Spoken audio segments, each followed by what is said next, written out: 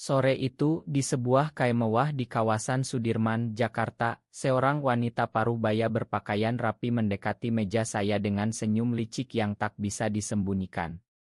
"Saya tahu kamu butuh uang, dan saya punya tawaran yang tak bisa kamu tolak," katanya sambil menyodorkan amplop tebal berisi cek senilai miliaran rupiah. Tak kusangka, tawaran itu adalah untuk berpura-pura menjadi pacar putrinya, seorang gadis cantik dari keluarga konglomerat, tapi saat kami bertemu pertama kali, pandangan matanya membuat hatiku berdegup kencang. Sesuatu yang tak pernah kuharapkan dari sebuah kesepakatan bisnis. Nama saya Rina, usia 25 tahun, hidup di pinggiran Jakarta dengan pekerjaan serabutan sebagai barista dan pengajar les priat. Hidupku biasa saja, penuh hutang dan mimpi yang tertunda, sampai hari itu. Ibu Siti, ibu dari Nadia, putri tunggalnya yang berusia 28 tahun, adalah seorang pengusaha sukses di bidang properti. Dia tahu segalanya tentangku dari detektif swasta yang dia sewa, tentang keluargaku yang miskin, tentang orientasi seksualku yang tak pernah kuceritakan pada siapapun. "Nadia adalah lesbian, tapi dia tak boleh begitu," kata Ibu Siti dengan suara dingin. "Keluarga kami punya nama besar. Kamu harus membuatnya normal atau setidaknya pura-pura bahagia dalam hubungan ini. Bayarannya besar, tapi jangan jatuh cinta sungguhan." Aku ragu, tapi amplop itu terlalu menggoda. Nadia, yang kujumpai di pesta ulang tahunnya yang mewah di sebuah hotel bintang 5, adalah wanita yang sempurna, tinggi, rambut pendek coklat bergelombang, mata tajam yang bisa menembus jiwa, dan senyum yang membuat ruangan terasa lebih hangat. Kami berbincang singkat dan aku merasa ada percikan. Tapi itu pasti khayalan, kan? Ini hanya pekerjaan. Malam itu, saat kami berdua berjalan di taman hotel, Nadia bertanya, "Kenapa kamu setuju dengan ini?" "Uang." Aku mengangguk, tapi matanya menunjukkan kekecewaan yang dalam. "Aku tahu ibuku memaksaku, tapi aku tak mau hubungan palsu," katanya. Aku tak tahu harus jawab apa, karena saat itu hatiku sudah mulai goyah. Keesokan harinya, kami mulai pacaran. Nadia mengajakku ke rumahnya di kawasan elite Pondok Indah, sebuah mansion dengan kolam renang dan pelayan di mana-mana. Ibu Siti mengawasi dari kejauhan, memastikan kami terlihat seperti pasangan bahagia di mata tamu-tamu bisnisnya. Tapi di balik itu, Nadia bercerita tentang hidupnya, tekanan menjadi pewaris tunggal, ayahnya yang meninggal karena kecelakaan, dan rahasia yang dia sembunyikan dari masyarakat konservatif Indonesia. "Di sini menjadi seperti kita adalah dosa," katanya sambil menatap langit malam. Aku mendengarkan dan tanpa sadar, tanganku menyentuh tangannya. Itu bukan bagian dari skenario, tapi rasanya benar. Konflik pertama muncul saat keluarga Nadia mengadakan makan malam besar. Saudara-saudaranya yang tak tahu rahasia, mulai bertanya tentang pacar baru Nadia. "Kalian cocok sekali," kata kakak laki-lakinya, tapi matanya penuh curiga. Aku berusaha berakting, tapi Nadia tampak tegang. Setelah makan malam di kamarnya, dia marah. "Ini konyol. Kenapa ibu harus campur tangan? Aku bisa hidup sendiri." Aku mencoba menenangkan, tapi kata-katanya menusuk, "Kamu hanya dibayar, Rina. Jangan berpura-pura peduli." Itu menyakitkan karena aku mulai peduli. Malam itu aku pulang dengan hati berantakan, mempertanyakan pilihanku. Apakah uang sepadan dengan kebohongan ini? Hari-hari berikutnya, kami menghabiskan waktu bersama lebih sering. Nadia mengajakku ke Pantai Anyer untuk liburan palsu yang dioto untuk media sosial. Di sana, di bawah matahari terbenam, kami berbicara tentang mimpi. "Aku ingin bebas, tapi keluarga ini seperti penjara," katanya. Aku cerita tentang masa kecilku di kampung, tentang ibu yang sakit dan hutang yang menumpuk. Untuk pertama kalinya, rasanya seperti hubungan sungguhan. Tapi saat kembali ke Jakarta, Ibu Siti memanggilku. "Jangan terlalu dekat. Ini hanya kontrak 6 bulan." Hatiku sakit, tapi aku mengangguk. Namun, malam itu, Nadia menelepon, aku butuh kamu, Rina. Bukan karena ibu, tapi karena aku. Itu adalah tik balik, dan aku tahu perasaan ini mulai nyata. Konflik semakin dalam saat teman-teman Nadia mulai curiga. Di sebuah klub malam di Kemang, seorang teman lama Nadia yang tahu rahasianya menghadangku. Kamu tahu dia lesbian. Jangan main-main dengannya. Aku terkejut, tapi Nadia menarikku pergi. Di mobil, dia menangis, masyarakat ini tak akan terima kita. Apalagi keluargaku. Aku memeluknya, dan untuk pertama kali, kami berciuman bukan akting tapi sungguhan. Rasanya seperti ledakan tapi juga ketakutan. Apa yang akan terjadi jika Ibu Siti tahu?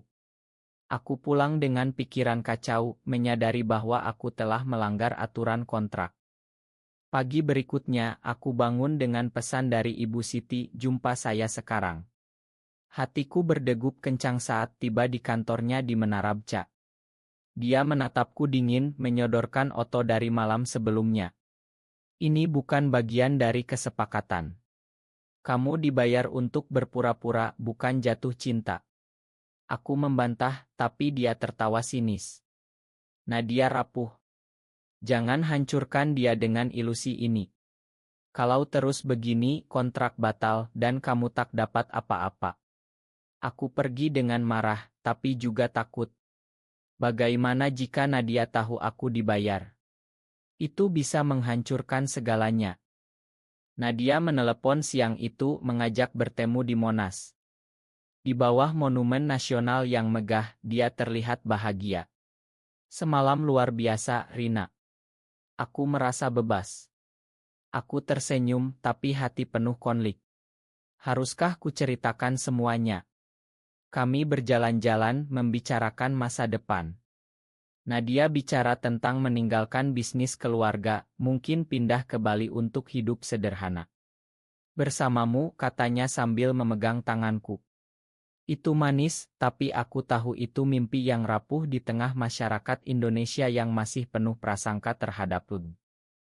Malam itu, di apartemenku yang sederhana di Tebet, Nadia datang tanpa pemberitahuan. Aku kabur dari rumah, katanya sambil tertawa. Kami menghabiskan malam berbicara, berbagi cerita masa lalu. Nadia cerita tentang pertama kali sadar dirinya lesbian di usia remaja, tentang penolakan dari ayahnya sebelum meninggal.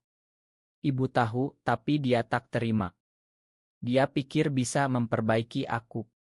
Aku mendengarkan dan tanpa sadar, aku cerita tentang kontrak itu. Nadia terdiam, matanya penuh air mata. Jadi semuanya bohong, tanyanya. Aku jelaskan bahwa awalnya ya, tapi sekarang tidak. Dia marah, pergi sambil membanting pintu. Aku ditinggal sendirian, menyadari kesalahanku.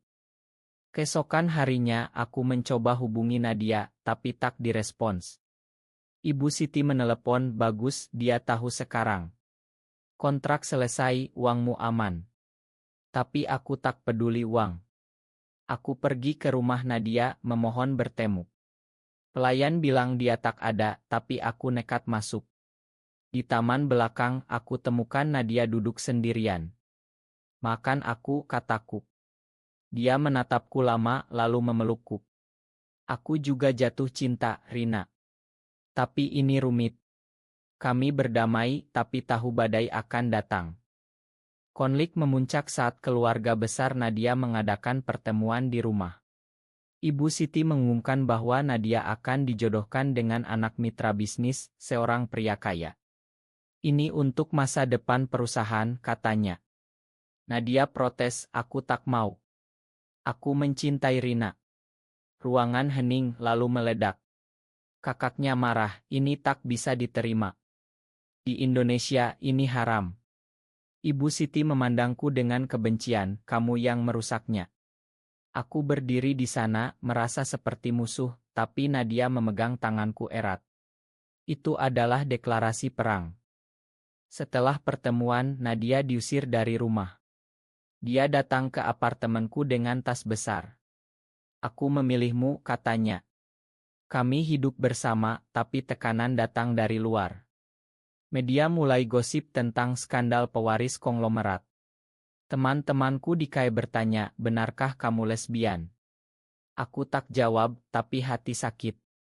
Nadia juga menderita panggilan dari keluarga, ancaman pencabutan hak waris. Apakah ini sepadan? Tanyanya suatu malam. Aku jawab ya, tapi ragu. Hari-hari berlalu dengan ketegangan.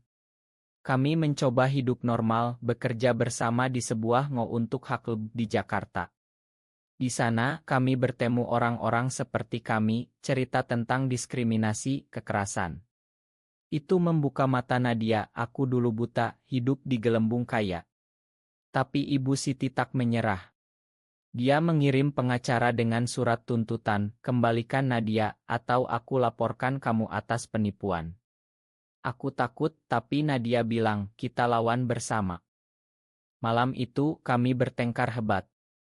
Nadia ingin kembali ke keluarga untuk bernegosiasi, aku tak setuju, mereka tak akan berubah. Dia pergi sendirian dan aku ditinggal dengan kekhawatiran. Jam demi jam berlalu, tak ada kabar. Akhirnya, pesan masuk, ibu setuju bicara, tapi syaratnya kamu tak ada. Hatiku hancur. Apakah ini pengkhianatan? Pagi berikutnya, aku tak bisa diam, aku pergi ke rumah Nadia, menyusup lewat gerbang belakang. Di ruang tamu, aku dengar suara perdebatan.